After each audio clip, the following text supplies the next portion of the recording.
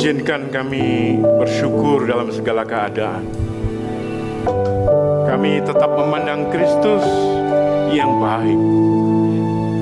Rencananya atas setiap kami, ya dan amin. Tidak ada kekuatan manapun yang bisa menggagalkan rencana Tuhan dalam kehidupan setiap anak-anaknya. Dia menyiapkan engkau, Dia menuntun, dan Dia ada sebelum engkau ada di sana. Biarlah pagi hari ini segala hal boleh kami tanggalkan dan kami fokus kepada kebaikan Tuhan. Kasih-Nya yang tidak pernah berkesudahan. Anugerah-Nya yang melimpah. Pertolongan yang tepat pada waktunya boleh menyertai dan menuntun setiap anak-anak-Mu di dalam kehendak-Nya. Sehingga kami memilih untuk tetap bersukacita dalam segala keadaan. Terpujilah Engkau Tuhan. Di dalam nama Tuhan Yesus kami siap mendengarkan firman-Mu, dan berbicaralah bagi setiap kami melalui Roh Kudus-Mu dan melalui ayat-ayat yang Tuhan sudah tetapkan bagi kami. Di dalam nama Tuhan Yesus. Amin. Amin. Silakan duduk Bapak Ibu sekalian. Bolehkah kita beri tepuk tangan ya untuk kebaikan Tuhan. Bu Ida dan tim profetik, terima kasih.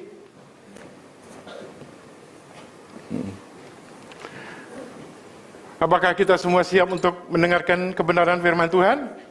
Amin. Ya, pertama-tama sekali lagi saya menyapa setiap kita yang ada di belakang ini di ruangan nursery, yang di atas ya, lambaikan tangan semua. Ya. Terima kasih, bahkan juga yang beribadah bersama-sama melalui Zoom. Mari kita bersama-sama mendengarkan apa yang Tuhan ingin kita lakukan di dalam kehidupan kita, khususnya di masa-masa seperti ini. Juga khusus tadi pagi saya dikejutkan.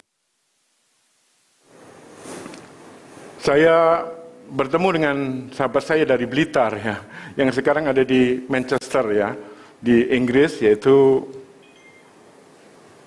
Bro Ferry. Boleh kita beri tepuk tangan ya dia. Saya tanya, loh saya mau nyapa sungkan, ternyata benar, dia dari liburan, dia ada di sini. Dan juga sahabat kita juga baru yang mungkin belum pernah ke ibadah umum ya, dari Jepang, Toko-san, welcome ya, Toko-san. Kita beri tepuk tangan juga bersama temannya. Dia bisa hadir, dia original dari Jepang dan dia menjadi guru di Sekolah Pelita Harapan. Juga sahabat-sahabat lain yang tidak bisa saya sebutkan satu persatu, yang di pojok sana ya. Tadi kita ngobrol di belakang, Pak Budi, saya ketemu Pak Daniel dan Ibu Esther, ketemu Pak Jimmy, semuanya begitu menarik ya. Jadi sekali lagi Tuhan sungguh baik. Kita beri tepuk tangan sama-sama Bapak Ibu. Nah, hari ini saya melanjutkan session tema kita bulan ini, yaitu bersukacita senantiasa. Kita tahu bahwa bersukacita senantiasa itu begitu penting. Kenapa? Bersukacita adalah hal yang membuat kita semua jadi indah. Hidup jadi nyaman, kita produktif, kita menghasilkan sesuatu, rasanya indah. Bahkan penelitian mengatakan orang yang bersukacita, itu kalau orang kena kanker ya, itu harus dikasih morfin, opium. Itu bersukacita dan tertawa itu efeknya 200 kali lebih hebat dari orang pakai opium. Jadi sel-sel tubuh kita sehat, kita fresh, kita semangat, ada sukacita, dan kita melakukan dengan hati yang gembira. Karena itu kita dengar benar-benar kan firman Tuhan di dalam kitab Amsal 17 ayat 22, hati yang gembira adalah obat, tetapi semangat yang patah mengeringkan tulang. Kita tahu kalau kita gembira, kita sehat. Penyakit apapun bisa dilibas kalau kita gembira. Tetapi kalau kita sedih, kita patah semangat, maka tulang kita kering. Kita tidak bisa produktif. Saya suka bilang kepada kawan-kawan yang sakit, yang sedang mengalami banyak penderitaan, bro bangkit, sis bangkit. Kenapa? Kalau orang itu sakit, jangankan menolong orang lain, menolong dirinya sendiri aja nggak bisa. Karena itu kita perlu bangkit, kita perlu bersukacita, kita memegang prinsip firman Tuhan ini, yaitu apa? Bersukacita senantiasa. Dikatakan di dalam Filipi 4 Ayat yang keempat, bersukacitalah senantiasa dalam Tuhan. Sekali lagi, kukatakan bersukacita. Enggak hanya sekali bersukacita, tapi bersekali lagi kukatakan, artinya penting sekali bersukacita itu. Kemudian, dan banyak ayat yang lain, tapi kemudian saya bacakan juga di dalam 1 Tesalonika 5 ayat 16-18, bersukacitalah senantiasa, tetaplah berdoa, mengucap syukurlah dalam segala hal. Jadi, hari-hari ini kita tahu persis perbedaan antara orang bersukacita dan orang yang tidak bersukacita, bersedih. Dan Tuhan mengingatkan kau supaya bersukacita, memilih jalan sukacita, berbahagia. Tetapi seperti kata Pak Sian tadi di pembukaan ibadah ya, yang sudah direkam, seringkali bisa enggak kita bersukacita dalam keadaan-keadaan yang sedang tidak baik. Ketika tidak ada harapan. Ketika kita dikhianati atau ditinggal teman. Ketika kebutuhan hidup meningkat sehingga kita tidak cukup. Jangankan bulan ini, tanggal 10 belum tentu kita bisa lewati. Ketika proyek yang dipercayakan tiba-tiba berhenti, ada saja di stop. Apakah kita bisa bersukacita? Bagaimana kita menemukan alasan dalam kondisi seperti ini kita bersukacita? Mungkin dalam kelemahan tubuh, mungkin dalam hal-hal kita difitnah, kita ditinggalkan, kesepian. Bahkan orang yang paling kita percayai mengkhianati kita. Firman Tuhan mengatakan apa? Bersukacitalah di dalam segala kondisi. Tapi bisa enggak? Bagaimana caranya? Apakah ini teman ada yang bilang, oh ini sebuah kewajiban, wajib kita bersukacita. Oke, wajib. Sebuah obligation. Tapi kalau kita kewajiban, tidak menemukan alasan, rasanya berat. Karena itu pagi hari ini, mau dengar? Mari kita menemukan alasan. Kalau kita tahu alasan, maka kita mempunyai drive, dorongan kekuatan. Kalau kita tahu alasan kenapa saya harus bekerja supaya anak istri saya cukup, maka kita akan bekerja dengan sungguh-sungguh karena seorang pria ingin anak istrinya bahagia, berkecukupan. Ada alasan. Kenapa kita ke gereja bersama-sama, kita menyembah Tuhan, ingin mendengar suara Tuhan, kita ingin dikuatkan, kita ingin melangkah bersama-sama. Ada alasannya. Tetapi kalau sebuah kewajiban, tentu seringkali kita capek, letih.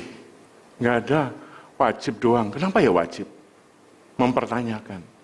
Karena itu pagi hari ini saya mengajak kita clear ya, mengerti alasan yang tepat.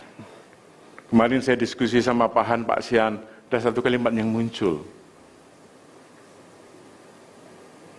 Kutipan dari Einstein berkata, if you do the same thing and then you hope get better result, it is crazy. Gila zaman modern adalah kalau kita melakukan yang sama, tetapi berharap hasilnya yang berbeda.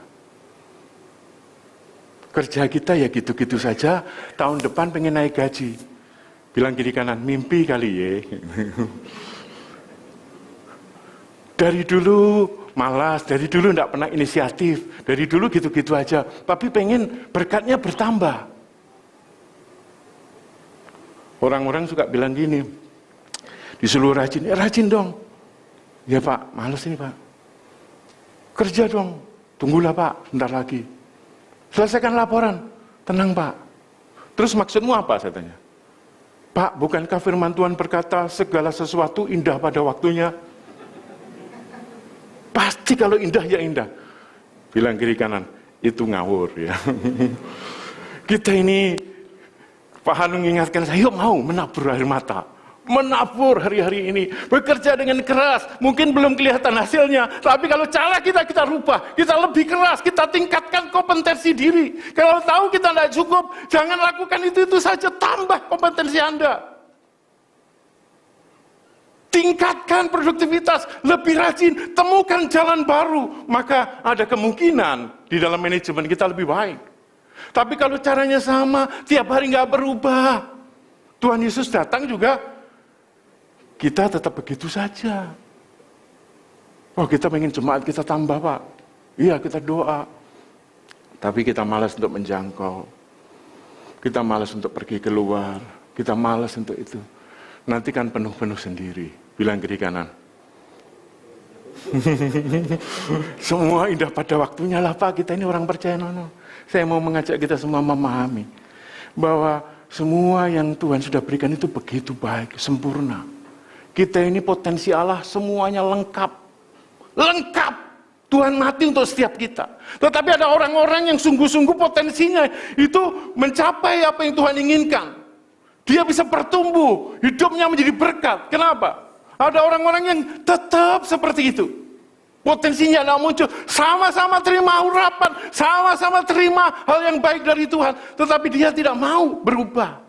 Tidak mau mengambil tindakan-tindakan sehingga hidupnya Bapak Ibu terkurung. Saya suka bilang longer not always better. Lama tidak berarti lebih baik. Firman Tuhan jelas berkata yang terdahulu menjadi terkemudian. Kenapa? Orang yang baru mengenal Tuhan menerima firman dan melakukan segenap hati. Tetapi yang lama sudah bilang, aku sudah biasa, aku sudah lulus ini, aku sudah ikut ini, so what? Jadi bukan lamanya, tetapi saya mau kita semua ketika dengar kebenaran firman Tuhan menjadi pelaku-pelaku. Bilang kiri kanan, menjadi pelaku-pelaku. Bukan lama ya. Saya udah lama loh jadi orang Kristen. Terus kenapa? Kan semuanya indah pada waktunya. Saya mengingatkan kita semua Bapak Ibu, inilah kehidupan. Tidak selalu mulus. Tidak selalu indah.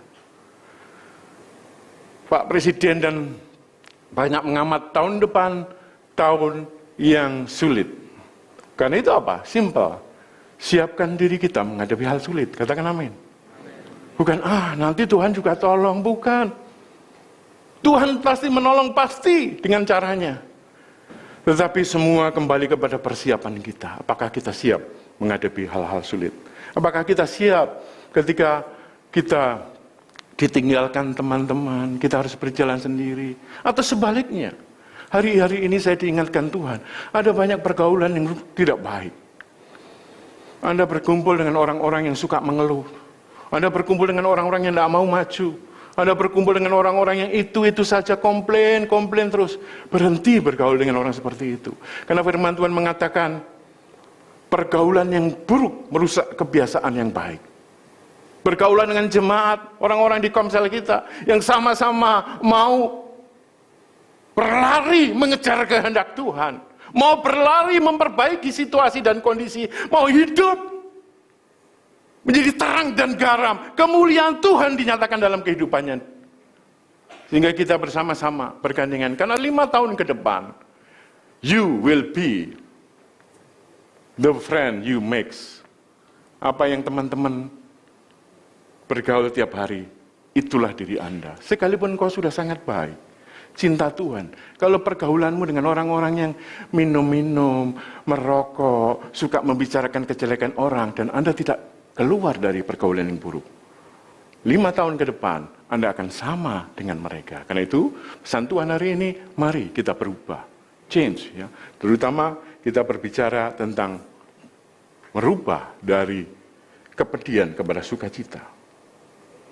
Apakah kita masih punya alasan untuk bersuka cita?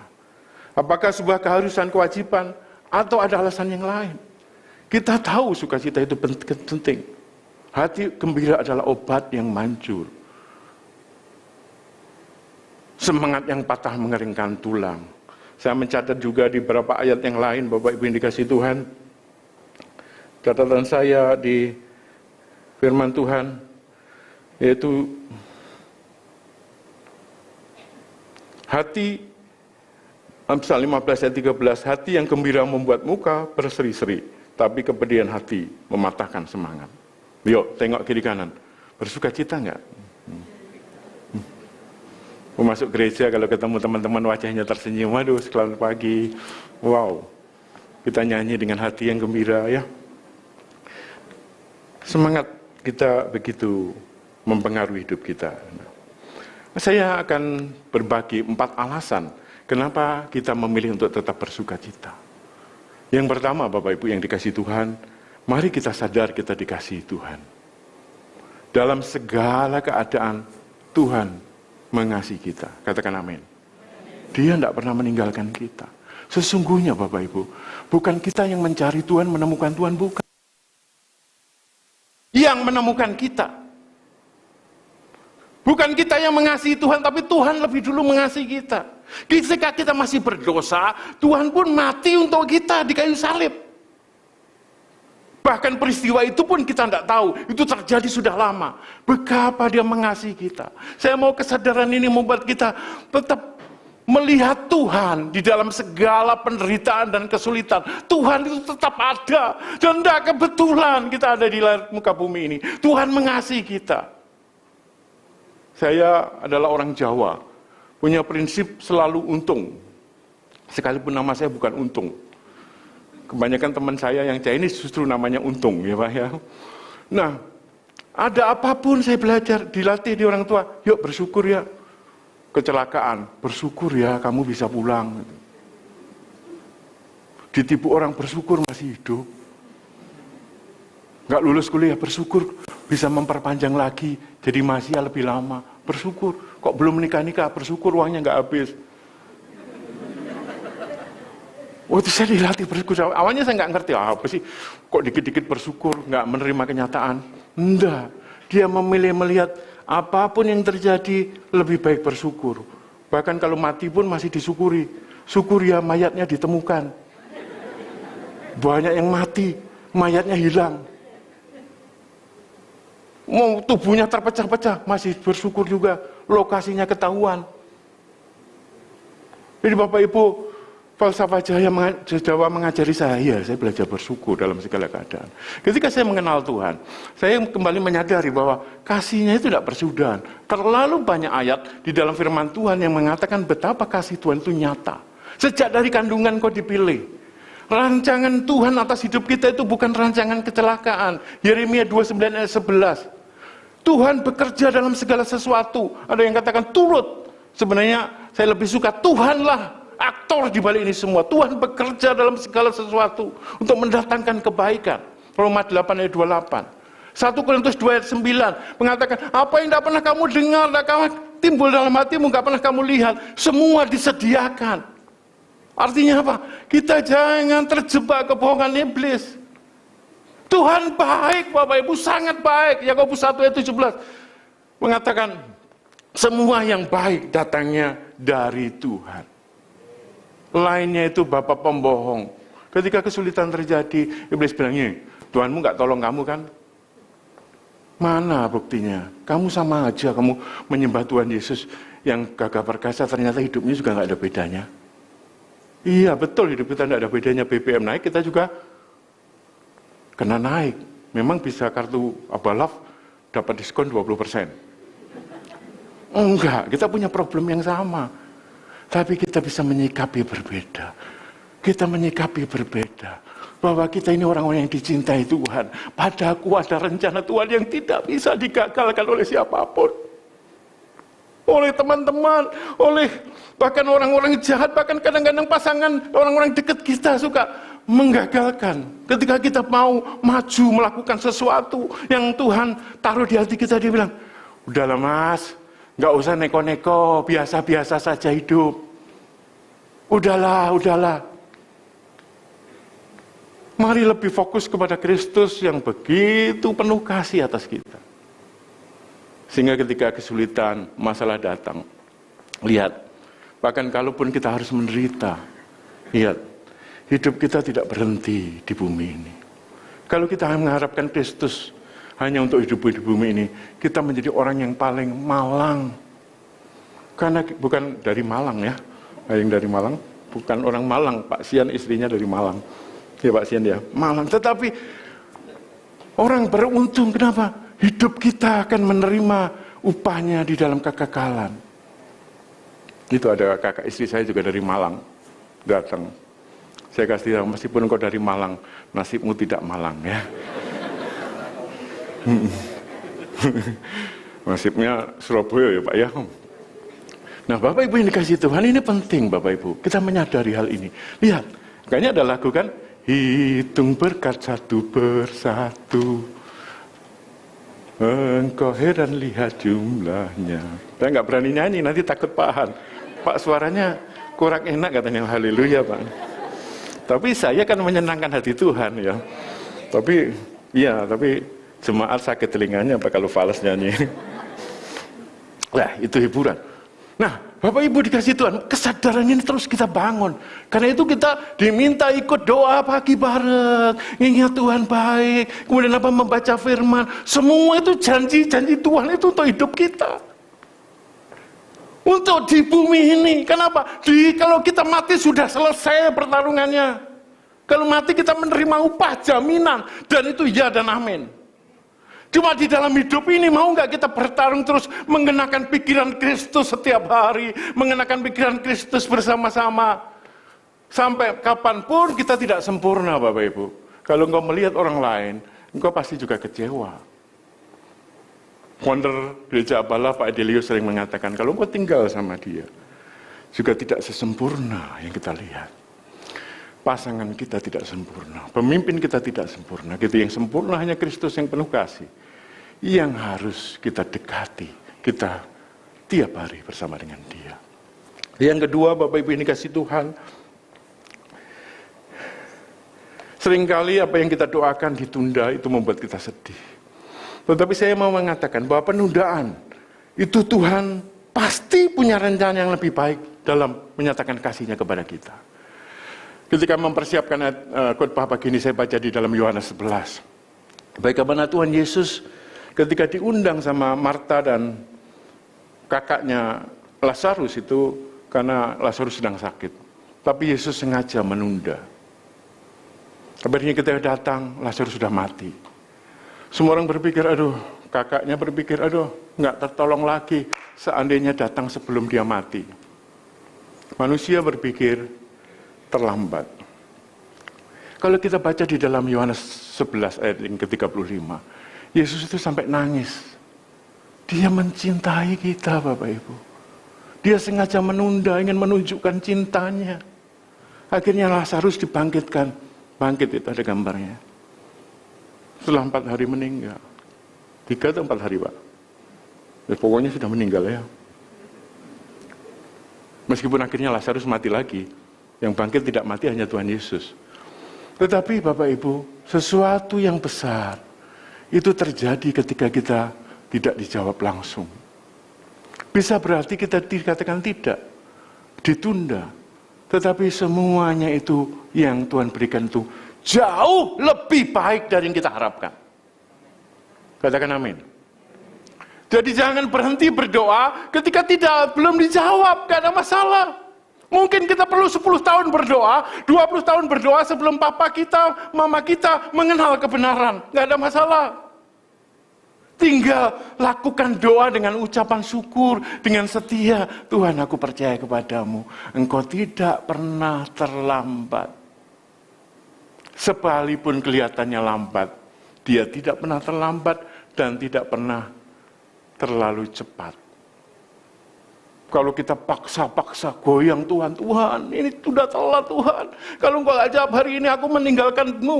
Aku akan pindah gereja. Itu namanya doa mengancam.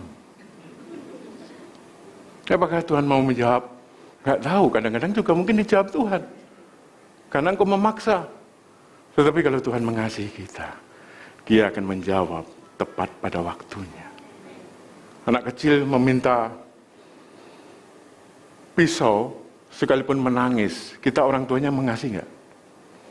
Kamu belum tahu bahayanya pisau itu. Nangis, saya pengen pisau itu untuk motong daun. Iya, habis daun tanganmu yang dipotong nanti.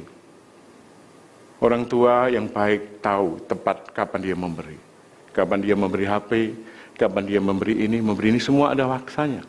Apalagi Tuhan kita, tahu yang sempurna. Katakan amin. Jadi jangan memaksa Tuhan. Satu-satunya yang kita tidak boleh paksakan kepada Tuhan, yaitu waktu Tuhan. Cuma kita tidak boleh malas. Kali kita lakukan bagian kita bekerja dengan sungguh-sungguh, melakukan dengan baik, yang disebut dengan karakter dan integritas. Karakter adalah what are you doing when no one watching? Kalau nggak ada orang lihat, ya kita lakukan. diri kita. Bukan kalau pas kelihatan orang kelihatan baik. Melayani Tuhan karena kita cinta Tuhan. Itulah karakter. Integritas apa? Melakukan yang benar. Doing the right thing. Sekalipun no one watching. Melakukan proses yang benar. Ketika dilakukan itu yang lain ketawa-ketawa. Bos gak datang, ngapain kamu kerja? Kita tetap bekerja. Bos gak datang, kita santai aja maknanya menikmati. Kan ada pepatah, kalau gembalanya pergi, domba bersukaria. Kita tidak tertarik. Ketika kita bekerja keras, tubuh kita rasanya lega, kita istirahat. Nah, orang lihat, orang itu menderita sekali. Nah, kita tidak menderita kok. Kerja keras itu happy. Katakan amin. Kerja keras itu happy. Istirahat kita enak. Kita ini melayani SPK. Pak Han kemarin malam-malam mau pergi. Pak Han seharian kita dari pagi. Mau pergi lagi. Iya. Iya Pak, melatih diri kita. Saya senang sekali dengar kalimat itu. Melayani Tuhan itu fun, menyenangkan. Bekerja itu baik. Jangan karena dilihat orang. Akan tiba waktunya tiba-tiba sebuah surat turun kepada kita. Pak, perusahaan ini butuh pemimpin. Mau nggak Bapak? Loh kok bisa saya dipilih? Kita sudah amati nih. Bapak tidak terpengaruh oleh situasi apapun. Fokus pada pekerjaan Tuhan. Mari kita beri tepuk tangan untuk Tuhan. Promosi datangnya dari atas. Kita tidak usah cari, tidak usah sibuk-sibuk. Tuhan tidak pernah lupa apa yang kita kerjakan. Karena itu ruangan-ruangan sempit. Ketika kita tidak dilihat orang. Ketika dalam kesepian. Ketika semuanya sedang terlelap, kita bekerja dengan keras. Kita berdoa. Kita melakukan bagian kita. Bukan untuk dilihat manusia. Tetapi karena kita mengasihi Tuhan yang sudah lebih dahulu mengasihi kita. Itu keren Bapak Ibu. Sehingga penundaan kita bukan karena ingin diangkat, kita ingin enggak. Saya mengalami dalam perjalanan hidup ketika fokus, saya tidak tertarik, rebutan posisi apapun. Dan sampai hari ini saya tahu, tangan Tuhan yang menolong, tangan Tuhan. Berapa kesempatan, berapa promosi, berapa kesempatan saya masih ingat cerita, menjadi board sebuah lembaga, saya diminta, didatangi, dan saya tidak pernah mempromosikan diri. Ada teman-teman saya bilang, Pak, mesti buat konten. Saya ingatkan, buat konten tidak boleh untuk pamer. Konten itu bagian kecil dari hidup kita. Realitas lebih penting. Konten adalah file, dokumentasi hidup kita. Dilihat, puji syukur, tidak dilihat, itu namanya dokumentasi. Jangan viral, jangan kelihatan keren di sosial media, tapi kita tidak melakukan sesuatu. Bilang kiri kanan, aku tahu yang dimaksud. Sekalipun saya pernah membuat konten ditonton 6 juta lebih Pak. Saya terkenal sekali. Saya jalan di sebuah tempat, ini Pak Mahayu nih ya, keren Pak. Saya bilang, waduh, apa ya? Videonya saya lihat. Oh Bapak motivator lah. Saya bilang, sejak saat itu saya belajar, Tuhan, aku tidak mau seperti ini. Aku mau membuat konten, saya suka. Semua konten yang saya buat hanyalah untuk file sebenarnya. Supaya ketika nanti Tuhan panggil saya, ada legacy. Anak cucu orang bisa lihat, pesan-pesan Tuhan apa yang sudah saya kerjakan dalam hidup. Tetapi kalau tidak dilihat, itu pun juga tidak masalah. Ingat, semua motivator yang ada di sosial media ternyata butuh pertolongan juga. Bilang kiri kanan, jangan terjebak ya. Yang ketiga, Bapak Ibu yang dikasihi Tuhan. Ini saya sering mengalami ini testimoni ya, dibatalin. Barusan saya diundang jadi pembicara sebuah pendidikan profesi. Jumat, Kamis saya ditelepon, Pak Sabtu ini Bapak ngajar ya? Kok mendadak ya? Iya Pak, dia cerita gini-gini. Karena Bapak bisa ngajar di komunikasi untuk pendidikan ini. Oke, saya siapin. Sabtu acaranya, Jumat malam di WA, maaf Pak acaranya ditunda, tidak ada pembatalan. Kapan? Saya cuma bilang, kiri kanan, bilang apa? Puji Tuhan, terima kasih Pak informasinya, selesai. Gak usah sakit hati. Kita menyiapkan materi itu baik kok, melatih. Akhirnya, gak sampai sebulan, waktu itu juga tiba. Coba bayangkan kalau kita ngomel-ngomel. Oh ini lagi santai-santai diburu-buru habis itu dibatalin. Nah, ingat, bilang kiri kanan, dibatalin, ditunda, no problem. Yang penting persiapkan dengan baik, ya, siapkan dengan baik. Ketika Tuhan mengangkat kita pada waktunya, kita sudah siap. Dan Tuhan tidak pernah memberikan tanggung jawab tanpa melatih kita. Mari kita beri tepuk tangan untuk Tuhan. Nah, udah dikit lagi ya. Yang ketiga, Bapak Ibu seringkali problemnya adalah di perencanaan, manajemen saya bilang. If you fail to plan, you plan to fail. Failing to plan is planning to fail. Orang yang tidak punya rencana, gagal merencanakan, sebenarnya merencanakan untuk gagal. Hidup kita itu terlalu indah. Kalau goso, udahlah mengalir aja Pak, saya takut punya rencana. Mengalir saja, hidupmu pasti babak belur. Yang baik itu nggak otomatis. The good thing never come by itself. The bad thing yes. Yang baik hidup yang teratur, terencana, merencanakan pensiun, nanti pensiun income-nya dari mana, semua itu butuh perencanaan. Saya menemukan sampai hari ini, hamba-hamba Tuhan juga teman-teman saya, mau pensiun sudah usia. Pensiun, hidupnya masih survive. Kemudian dia berkata, semua tanggung jawab Tuhan. Bukan.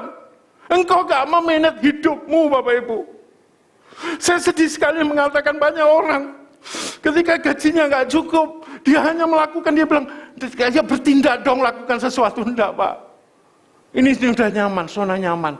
Apanya yang nyaman? Engkau masih kekurangan, engkau melakukan sesuatu. Kalau kau masih kerja di situ, kerja dengan baik. Apalagi, Bapak Ibu, manage, tingkatkan kompetensi, ambil kursus. Ada orang yang dikasih 100 juta, ada orang yang dikasih UMK. Kenapa? Kompetensinya berbeda.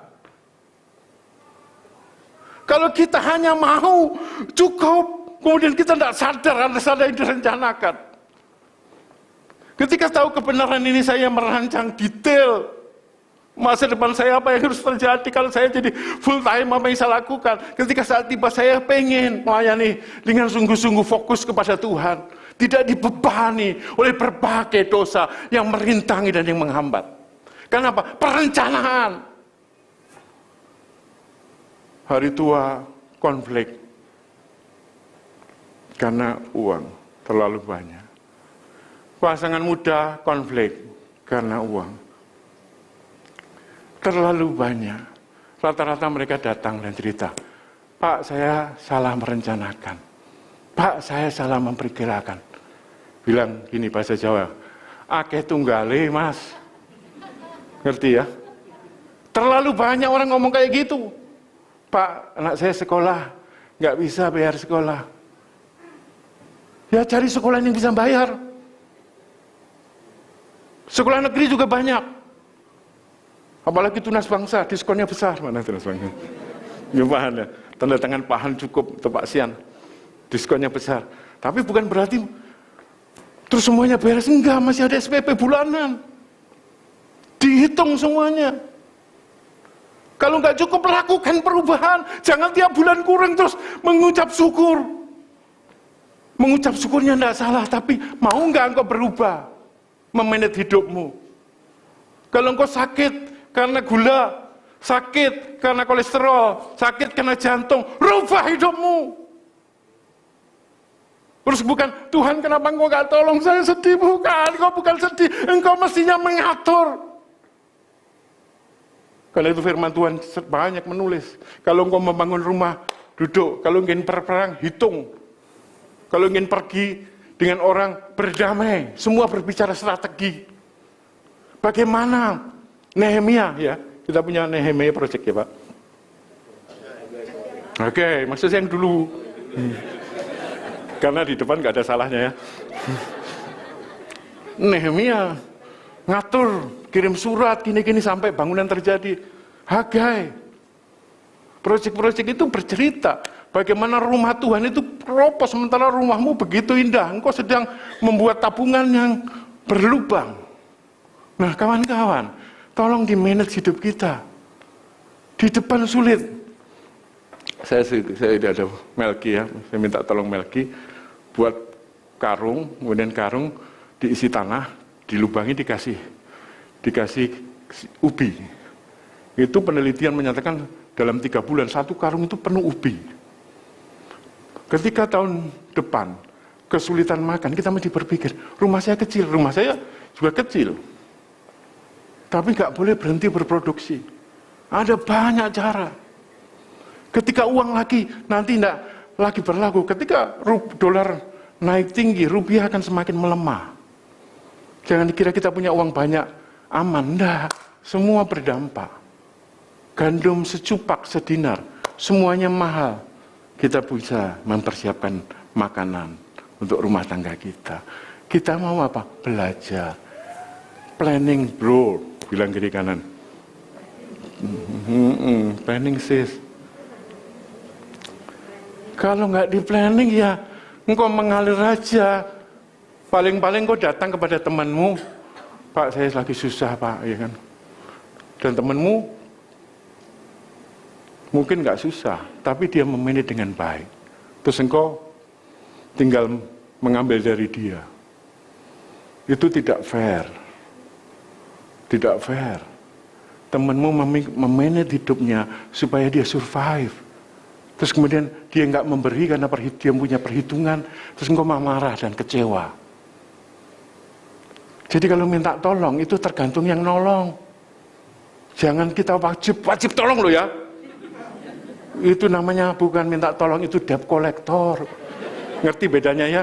Minta tolong ke Pak Han, Pak harus tolong loh, Bapak kan pemimpin jemaat. Kok nggak nolong? PKS gereja menyediakan, tapi saya kasih tahu itu terbatas.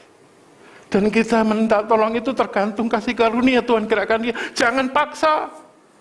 Dia sendiri bertahun-tahun mengatur hidupnya supaya tidak jadi beban. Rasul Paulus mengatakan apa? Dia mengatur hidupnya supaya nggak jadi beban bagi jemaat. Dia jualan tenda. Hak untuk dia terima dari persembahan, dia nggak ambil. Supaya apa? Supaya kalau dia ngomong kebenaran tidak didikte oleh orang-orang kaya. Kebenaran harus disampaikan. Sehingga ketika orang-orang kaya berkata, kalau kamu nggak doain saya, nggak dukung saya nggak ngasih persembahan. Dia bilang, halo bro, I love you. Sumber saya Tuhan. Saya tetap mengasihi kamu, tetapi kamu tidak bisa mendikte kebenaran firman Tuhan. Katakan amin. Mau jadi jemaat seperti itu? Tidak mendikte, saudara memberi karena saudara mengasihi Tuhan. Setiap rupiah yang diberikan Bapak Ibu digunakan dengan bertanggung jawab. Anggarannya transparan. Tidak ada organisasi yang saya katakan, yang saya ikutin, begitu transparan, keuangannya transparan, semuanya transparan. Jadi hanya kebenaran firman Tuhanlah yang menjadi otoritas tertinggi di tempat ini. Hanya Tuhan yang penuh kuasa, itulah otoritas yang tertinggi. Kita beri tepuk tangan untuk Tuhan. Bapak Ibu, banyak sekali kita jalan, naik mobil, kita punya tujuan, kita selalu bawa apa yang disebut dengan ban cadangan, betul nggak? Itu rencana cadangan. Rencana cadangan yang paling bagus adalah rencana cadangan yang tidak dipakai. Semuanya lancar, tetapi hidup selalu tidak seperti yang kita harapkan kadang-kadang. Tidak selalu mulus. Kadang-kadang ada hujan dan badai. Ketika hujan dan badai datang Bapak Ibu, kita belajar, ada rencana cadangan. Ketika ban meletus, kita tidak berhenti, jadi penonton, kapan saya sampai? Nggak bisa. Atau cari tumpangan, mobil kita tinggal, penuh risiko. Kita ban cadangan kita gunakan. Dalam hidup, kita harus punya rencana cadangan, memanage hidup dengan baik. Seandainya saya ngomong kebenaran dengan hati-hati, masih dikeluarkan juga. Apa yang harus saya lakukan supaya saya tidak meminta-minta? Siapkan diri Anda. Kita dilatih masalah keuangan berkali-kali. Kita panggil pembicara-pembicara yang bagus, baik khotbah di sini, di SPK, maupun di Spark. Kita tidak mau ikut. Maunya semua beres. Beres dari Hong Kong, bilang gitu. Ingat, kalau mau beres, bertindak, ikutin, belajar, nggak jelas lakukan. Tuntunan itu perlu. Karena itu di manajemen ini seringkali kita salahkan Tuhan. Padahal kita diberi anugerah untuk mengatur hidup kita. Janganlah orang menganggap engkau rendah karena engkau muda, tapi jadilah teladan dalam perkataan. Itulah pesan Tuhan di dalam memanage. Yang terakhir Bapak Ibu, sukacita itu dari dalam hati dan mengalir keluar. Bukan tergantung lingkungan dan orang lain. Bukan tergantung Tuhan, karena Tuhan sudah memperlengkapi semuanya bagi kita. Tinggal kita. Dikatakan apa? Jagalah hatimu dengan segala kewaspadaan, karena disitulah terpancar kehidupan. Above all else, guard your heart, for everything you do flows from it. Semua yang kita lakukan itu mengalir dari hati yang kita jaga. Kalau hatimu murni, nggak ada cacat, nggak ada cheating, nggak ada kebusukan, maka hidupmu akan mengalir kemurnian. Kita tidak bisa berkata, Tuhan jaga hatiku. Tidak. Firman Tuhan berkata, jagalah hatimu sendiri. Bukan hanya menjaga dengan penuh waspada. Orang melempar masalah menyakiti kita, itu mencoba merusak hati kita. Tapi kita bilang, aku tidak akan izinkan orang lain merusak hatiku. Engkau nggak senang sama saya, engkau membenci saya mengampuni. Saya tidak suka dibenci orang, tetapi saya memilih mengampuni dan melanjutkan hidup. Siapa dia? Kok hati saya tergantung dia? Siapa dia? Kok sukacita saya tergantung sama dia? Sukacita adalah karena merasakan kasih Tuhan yang ada di dalam hati dan mengalir keluar keputusan kita. Mungkin kita sedang konflik sama istri hari-hari ini. Konflik sama anak, konflik sama orang tua, konflik sama rekan sekerja. Itu biasa. Bilang kiri kanan, itu biasa.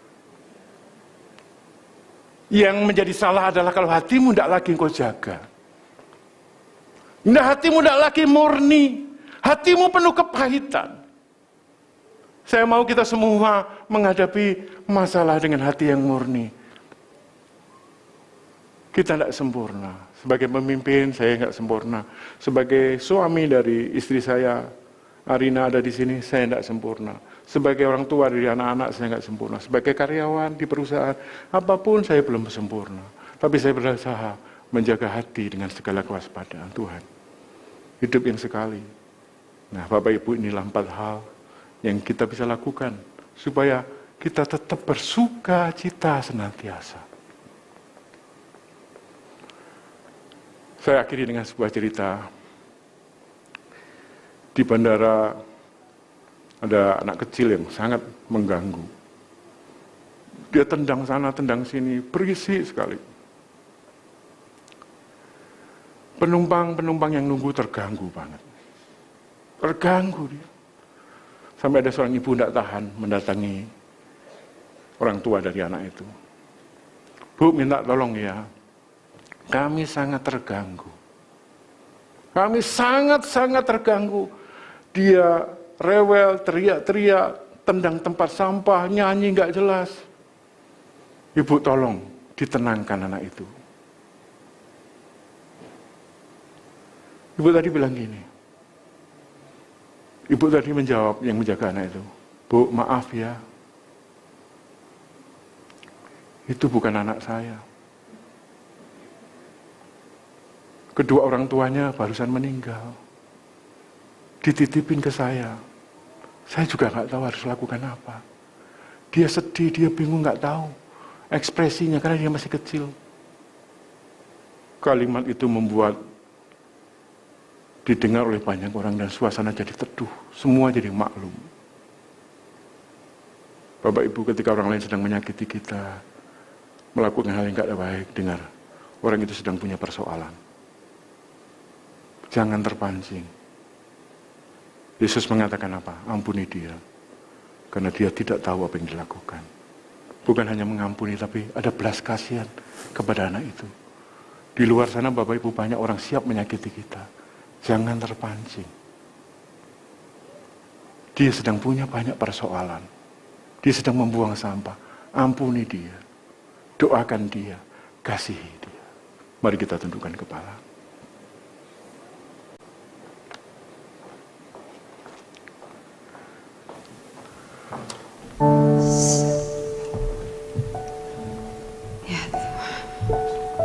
Rasakan kasih Tuhan yang memenuhi engkau pagi hari ini. Kasih dari tempat yang maha tinggi mengalir memenuhi setiap kami.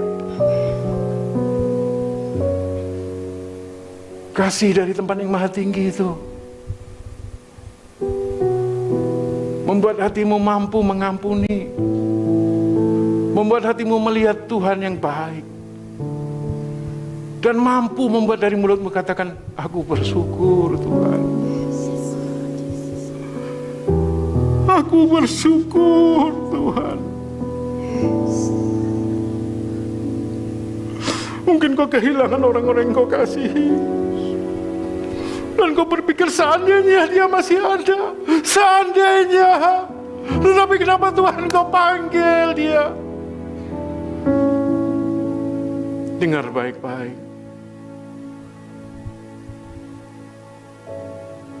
Tuhan memberikan sesuatu yang jauh lebih baik.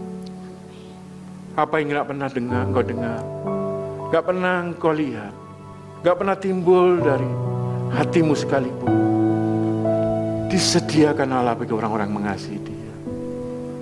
Belajarlah berhenti mengeluh.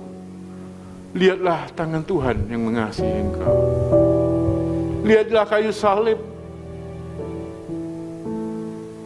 Penderitaan Yesus dilakukan karena cinta dan kasih-Nya kepadamu. Dia sungguh mengasihi engkau. Engkau tidak pernah dibiarkan sendirian, Bapak dan Ibu. Engkau dicintai Tuhan dengan sepenuh hati. Dan Tuhan tahu yang terbaik untuk hidupmu.